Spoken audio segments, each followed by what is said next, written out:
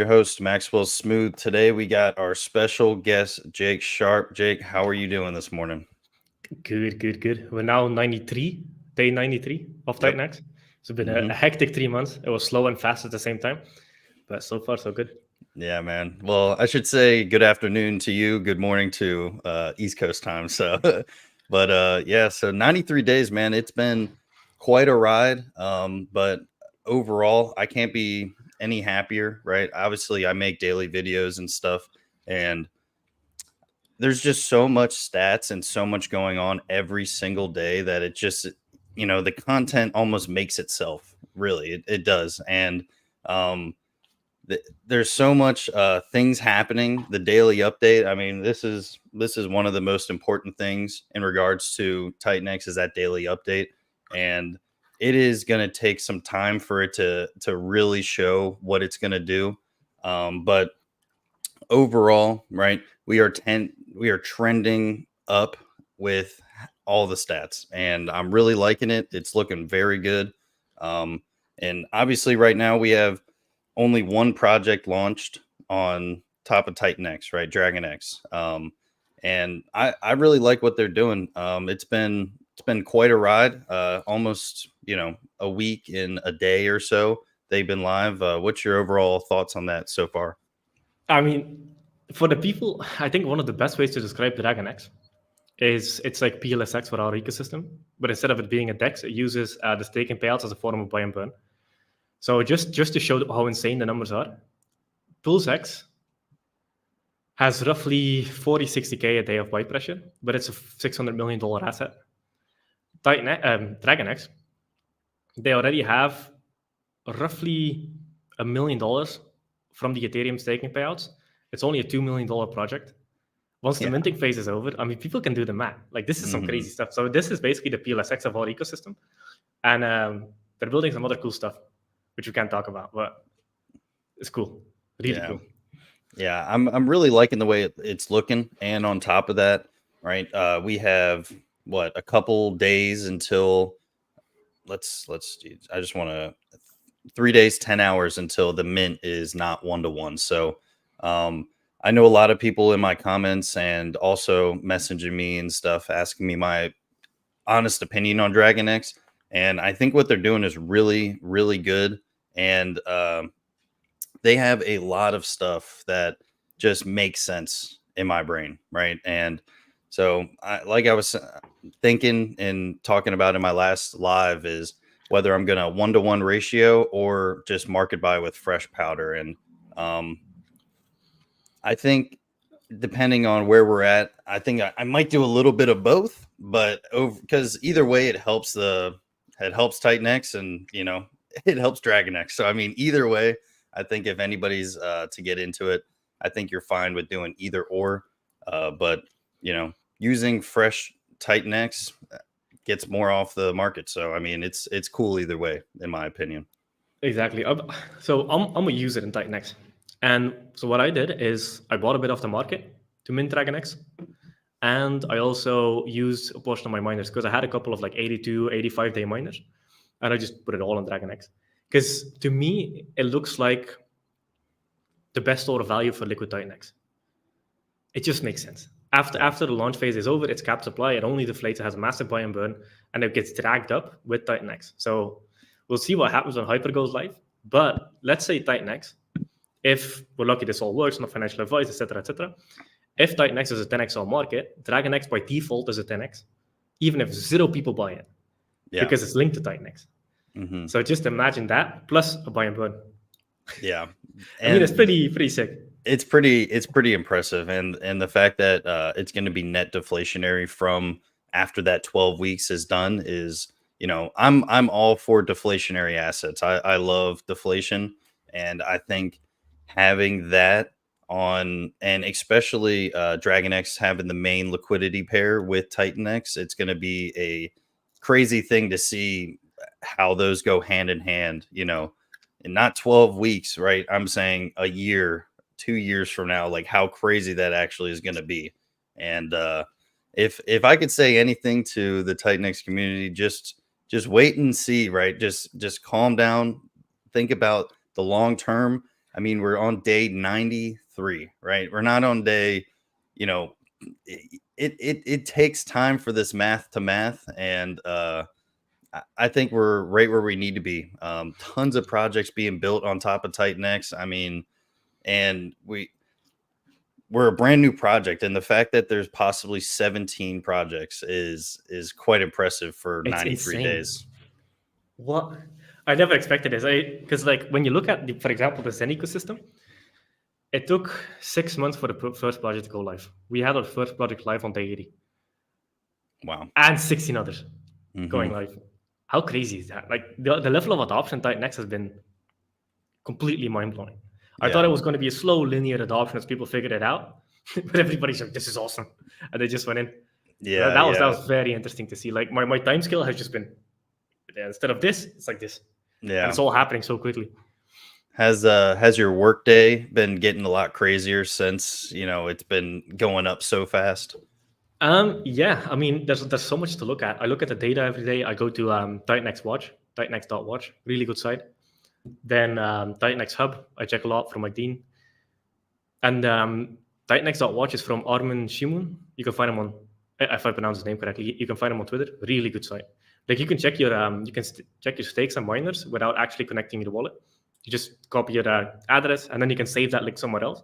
So if you have like a crypto laptop or some kind of dedicated thing, and you don't want to use it, you can just save that TitanX.watch link, and you can watch all of your wallets from, I don't know, somewhere else. So you don't Mhm. actually have to expose your wallet. So it's a great way. It's like a portfolio tracker for TitanX. It's pretty sick. Yeah, a portfolio tracker is very undervalued in crypto. A lot of different platforms have it, and but this and I just pinned it to, the comments and chat and stuff like that so people can see it. This has a ton of different stats that most trackers don't have, and it's really kind of tailored towards TitanX. I mean, we have so many different stats that we need to see for us to make kind of good judgment calls in the future. So if anybody hasn't used it, definitely get on there. And nonetheless, it knows your math on your portfolio, which instead of getting into your calculator on your phone or your computer to do the math, it's right there for you. So very, very important. Yeah. So today is the 28th, right? It's a great numerology day, right? 3-ish months. I know it's 93 days, but today's in my opinion, and the 3-month anniversary of Titan X. Overall thoughts on how you're feeling, and Good. yeah. Yeah, good. One one of the things I kind of want to put in the community is I try talking to most of the community builders. Obviously, I can because they're relatively deep conversations. So oftentimes I lose like 45 minutes just having a conversation with one. So like one-off messages. We're talking Mhm. about like tokenomics and stuff. So it's deep conversations. But I try to keep up. And one of the things that I want to put in the community is don't underestimate community builders. Seriously, there's a lot of innovation happening. Some of them are copy paste, which is totally fine. I mean, if the market likes something, a protocol, you can kind of take inspiration, implement it into the whole Titan X ecosystem, and it'll crush it. But what I see is I see a lot of innovation, and almost every single project has some form of a buy and burn. And buy and burn is the best tokenomic in existence, period. It gives people exactly what they want. It Yep. provides liquidity on market, it pushes the price up, it burns supply. It's so good. So a lot of these community projects have very, very innovative tokenomics. So once they all come out, like Hyper is going to be awesome. Hyper is going to be great. But do not fade community projects. Because also when a Hyper, or if Hyper, not financial advice, not a professional, or a lucky end of this work, nuke to zero, if Hyper pushes up the TitanX price, it drags all these projects with it by default because TitanX becomes more valuable. So anything linked to it goes up the same amount. And with something like DragonX, it's even more insane because they burn the supply and they can increase the ratio against TitanX. So if TitanX is a 10x on market and DragonX is worth twice as much, that's a 20x on DragonX, Wow. even if people don't buy. Yep. So that's crazy. That's why I'm a big fan of these TitanX protocol pools, because one, it locks TitanX alpha market. Two, it makes it so that people have to buy TitanX first to participate.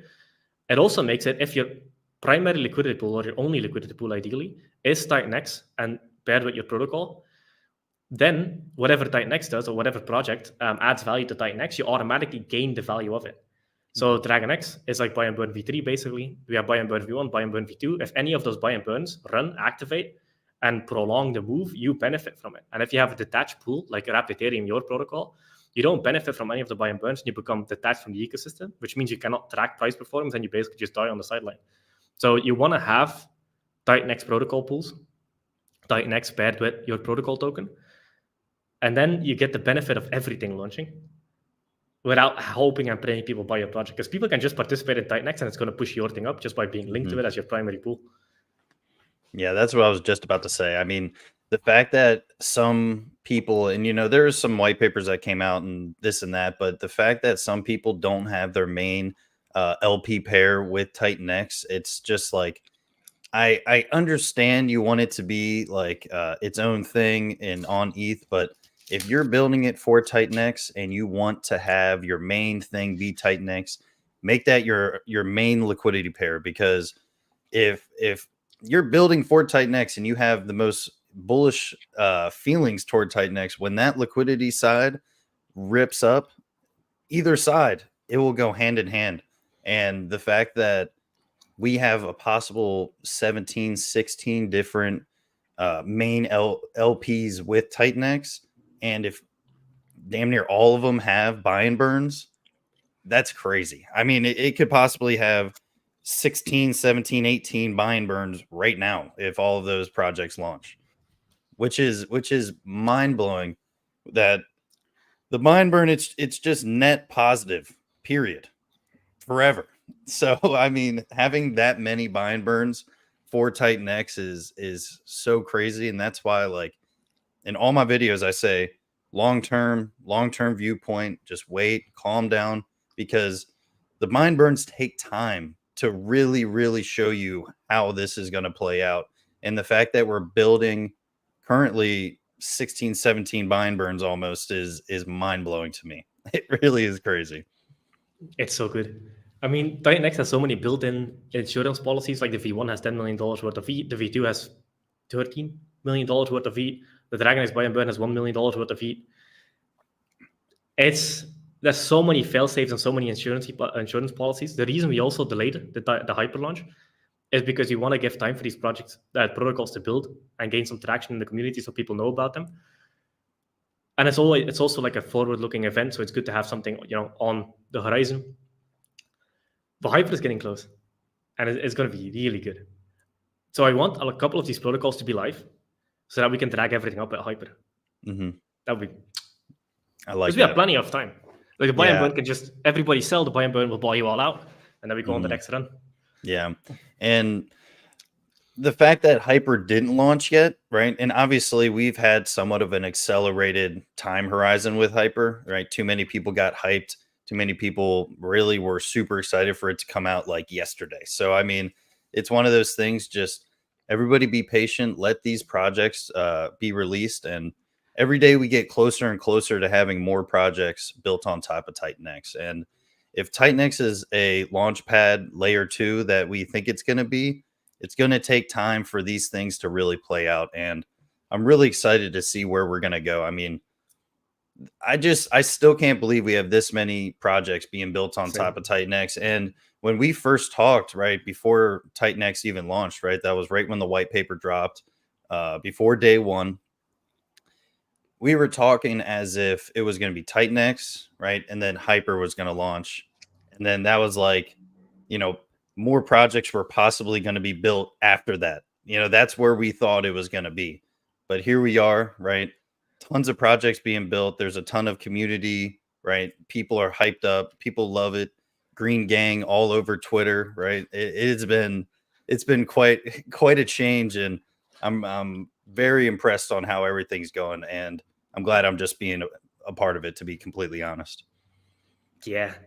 I mean, it is really good, because I remember saying, what was it? In one of our first 2 live streams, I kept saying the proof of burn was built for us. Mm-hmm. We wanted to be able to build on top of Titan. And I didn't expect anybody else to build, to be fair. But I was like, okay, it's going to be Hyper, and that's probably going to be enough to keep it going. But now we have 16 different projects I was like, damn, okay, I didn't expect this. And I think it's because we have aligned incentives. Because I keep retweeting this on Twitter because a lot of people seem to have issues with dev fees. I don't. Because you need to incentivize builders to build. Because I remember, what was it? Charlie Munger had this quote. It says, show me the incentives and I'll show you the outcome. If you don't incentivize builders, you don't get builders. Yep. So the incentives need to be there, and it takes a lot of money to build a protocol. So they need to be able to ROI on their investment. Otherwise, they just go out of pocket, and then they don't know whether or not it works. But now everybody can build their baby on top of TitanX, and it all reinforces each other. Especially if it's linked to TitanX in the liquidity pool, we've built the purest form of a hyperstructure you can get, where everything benefits everything, regardless of whatever happens to your protocol specifically. Even if there's one protocol that takes off, but you're linked to TitanX, you get all of the benefits of it. So we built the most pure and straightforward form of a hyperstructure you can get. And it's so good. Yeah, so the proof of burn was built for us. We didn't expect anybody else to build, but it just has gone bonkers, and it's only 90 days. Just imagine once we get into the bull run and the number of people 10x's, it also means 10x more builders. Mm-hmm. Yeah. That's crazy. That's 160 projects. I can't fathom it, but who knows? Mm-hmm. You know? Yeah. I mean, you would be surprised, right? Like you said, that every person onboarded to a project or even into crypto, a certain percentage of those people are programmers and coders and stuff. And we have let's see, 13,300 unique addresses, right? Unique users, and even 1% of those people, right, are coders. Let's say even less, right? But it just shows with having 16 currently building projects right now. And I think that's the most bullish thing that this community has going for it. We have a ton of very smart people that really like what we're doing over here on TitanX, and they are willing to put their money where their mouth is and grow and build a project to not only for themselves, but also mainly to benefit TitanX. And I'm all for people getting paid, right? I'm in different avenues of, remodeling, flipping, all this kind of crazy stuff. And if I'm doing all this not to get paid, it's like, what are we doing? Right? It's not even worth it if we're putting in a ton of money to do this kind of stuff, right? People need to get paid, and that's completely fine with me if their project and product is beneficial, right? And very good. And it seems like people are building some very interesting projects on top of TitanX. Yeah, I mean, so I kind of made up my mind about supporting community projects as long as I see good stuff, like do audits, the developers talk, they're good at marketing. It's a very interesting tokenomics setup. Like, for example, DragonX is great. You also have, because I just saw in the comments, TitanX Market, also great. Because I would highly recommend reading the white paper. It's basically an incentivized marketplace where every activity you take, like, for example, starting a miner via TitanX Market, which just uses the TitanX smart contract in the background, because it has to encapsulate it to be able to be sold and lend against it, etc., etc. They have a very interesting marketplace setup that I've never seen before, which is real innovation. Mm-hmm. Where every user action is essentially incentivized, where you earn a little bit of Ethereum with every action you take on the marketplace, and has an affiliate pool, etc., etc. Really smart. Then they also have the KingX token, which is also very interesting. Highly recommend looking into that. It's a very short minting period, so that's a cool idea. And the tokenomics are great on that one. Obviously, go hold all the builders to the same standards, wait for audits, make sure there's everything good. They're good at marketing. They've been in the community for a while. They engage with people. Those are all green flags. And then obviously read the audit and make sure you're comfortable with it. Mm-hmm. Some protocols have admin keys, some don't. If you don't like the admin keys, don't participate. Just kind of hold everybody to the same standard. There's a couple other projects that there's so many. Do you have a TitanX hub? Yeah, I'm about to pull it up. So here we go. Yeah. Okay. So Titan Lens was an NFT protocol. I see it pass by on Twitter. I see it pass by on Twitter all the time. It's like number 3 or whatever they've launched. So that was interesting. Then you also have. I'm not sure if I can talk about the other ones because I know what some of the other ones are. Mm-hmm. But they haven't gone public yet. Blaze is also a really interesting one. I kind of helped them with the tokenomics a little bit. and it's really good if they use all of the feedback. Really good. Then we also have Pyro protocol. I'm curious to see what comes from that. It's an interesting kind of layer 3 network built on top of Ethereum, and they use TitanX to bring it into existence. Then we have Titan Fire, which requires burning of TitanX. They changed their liquidity pool from being their token wrapped Ethereum to their token TitanX, and they're going to do everything through the TitanX pool, which is great. So they listen to feedback, which is a good sign. Yeah. TitanX Mark is great. Then you also have Helios. I've been talking to the Helios guy. Also seems very interesting. It's a different take on Hyper on top of TitanX. It's TitanX built on top of TitanX with some interesting game theory changes. So that could be a really cool idea. And then obviously Hyper. Yeah, and a lot of people are pretty hyped up about Hyper. I don't know. It seems like a pretty good project being built. I don't know. I'm waiting for the white paper. I don't know when it's coming out, but I'm basically really it's a way better version of Titan built on top of Titan. We learned a lot from the launch of Titan, and Titan in itself, the game theory is beautiful. Everything works flawlessly. We're tweaking some things to make it better because now it's built on top of TitanX, so it needs some little changes in the game theory levers. Mm-hmm. But it's really good. So in the original Hyper versus Hyper now, right? If you could put a percent better than it was versus now, seeing all of the TitanX stats and how it's launched and everything going on so far, where would you say it is? I would say, I mean, it is a heavy leverage play on top of TitanX. So, for example, TitanX had $120 million worth of Ethereum go into mining, and you can see this on TitanX.watch. I think if the Ethereum price goes back to 2,500, close to like 130 million, went into mining TitanX.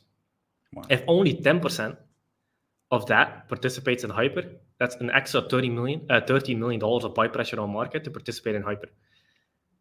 And so that's a very interesting angle to look at. And the game theory is a lot more optimized since it's built on top of TitanX now, where it could do some crazy stuff. Like, because it's the same idea as DragonX. Well, not the same idea with the deflationary stuff, but it is going to inflate similar to TitanX. It's going to be a lot more aggressive, a lot more volatile on both sides. And if Hyper gets sufficient adoption, it's going to lock so much TitanX out of the market. It's going to be nuts. And also the DragonX team, well, they're probably comfortable with me saying this. They're also going to launch DragonX on top of Hyper. Wow. Yeah, and they're probably going to be symbiotic. Like the Titan DragonX and the Hyper DragonX are going to work together in some ways. But that's pretty cool. Yeah. And would DragonX being built and released on Hyper, is that going to be a separate coin, you think, or is it going to be the same coin? It's a separate coin. Separate coin. Okay. But it should be more volatile than the DragonX on Titan. Mm-hmm.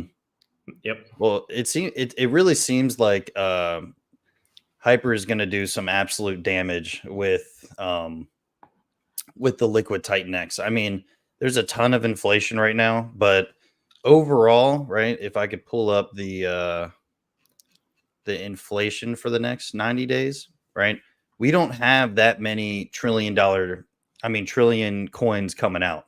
Very, very many, right? And, you know, obviously as time goes on and people got that 90-day payout, they started new miners and stuff, but we have a ton less inflation than we did previously. I mean, the month of December was the most inflated month that we've ever seen and possibly will ever see, right? I mean, every day that daily update is taking tokens away from how many can be mined. And I mean, you can just see right here that we are on a downtrend throughout the whole entire year until that day 280 comes out. And then also after that 280 is just basically how our miners go. I mean, every day people put in max miners. So if Hyper even does half of what I think it can do with this low inflation, it's going to be mind blowing. And then the flywheel starts again. I know. That's the craziest part. Yep.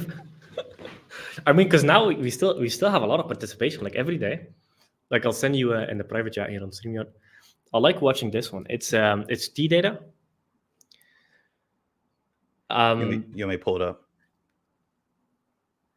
You should, you should be able to pull it up. It's you have to right-click translate to English, but there's still 75 Ethereum a day going into mining, which is pretty okay, especially at these low prices. So the thing is also like TitanX is disinflationary. So it gets harder and harder to create and more expensive to create over time. So we have a rising price floor, hypothetically, which kind of the market enforces. But here's the crazy thing. So yes, inflation goes down, but inflation does not exist unless people start miners. Like the protocol doesn't claim inflation; it only claims inflation when miners get started. Right. So the more prolonged period we have of like these dead periods where like the real believers start miners, which are probably going to be diamond hands in the future and are going to participate in protocols because they believe in the vision of TitanX. Right. The more of these people we have, the less inflation we have, which means that in the future, it's going to be the hardcore believer community, which are going to participate in the protocols because they've seen it play out over a long period of time. And we have so much less inflation. So when the next flywheel starts, they're going to get so much less for a much higher price. And that's going to be pretty crazy to see. And then when they do short-term miners, they get less and less TitanX, so they can hurt the price less and less. And there's so much more support because of all the projects are basically buy and burns for Titan in a way. That's going to be very interesting to watch. Yeah. And it really seems pretty interesting to see like people are so much FUD out there saying that your coin's going to inflate into existence and this and that, right? But when prices are lower and mining is quote unquote, less profitable, even though the amount of coins you're getting is the same thing, right? And I always preach coin accumulation over price in my opinion, right? We will have less miners being started, which then in the future helps us deflate even more.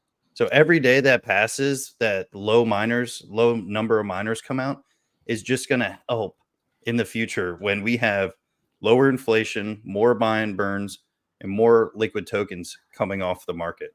So, I mean, that's why I'm so bullish on this, is because I see the writing on the wall and it looks pretty good, right? Mona Lisa on the wall, right? That writing is nice. I agree. Yeah, for sure. Because it's actually having this calm period is so nice. Like, for example, everybody's like, oh, the price is down, it's dead. So everybody here probably knows Pulse Chain. Pulse Chain was dead for 160 days and then pumped 100%. Yep. That was it. 160 days. We're 90 days in and most of that has been pumping. Yep. So a cool off is pretty normal. The other thing also is I remember seeing like some PLSX dudes being like, oh yeah, Pulse Chain just went up 50% in 2 days. I'm like, bro, in the meantime, we've been making 8 to 12 X's on our miners. So like, you can flex at 40% all day long. We're pushing it even harder. And it just makes sense because TitanX is so much smaller to move. It's only $8 million market cap of liquid tokens. So just any kind of small news thing just sends it off. We don't have to move a multi-billion dollar protocol.